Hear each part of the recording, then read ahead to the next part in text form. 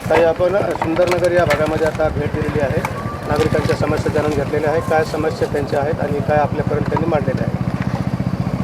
आज सुंदरनगर येथं मी स्वतः पावसाळ्यापूर्वी जी नाले सफाई होती नाही होते ती बघण्यासाठी आले असताना भरपूर अशा समस्या जाणवल्या की जास्तीत जास्त या भागामध्ये रस्ते नाहीत, रोड नाही.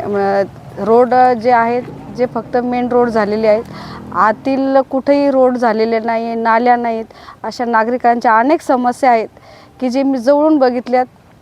आचारसंहिता झाल्याच्या नंतर हे जे काम आहेत यामध्ये मी नक्की लक्ष घालून सर्व जे नगरसेवक असतील, संबंधित अधिकारी असतील, ज्या ठिकाणी नाली सफाई होत नाही ते कर्मचारी येऊन मी स्वतः बघितले. कारण की या समस्येमुळे नागरिकांना खूप त्रास आहे, तो स्वतः मी बघितला. याच्यावर मी नक्कीच काम करणार.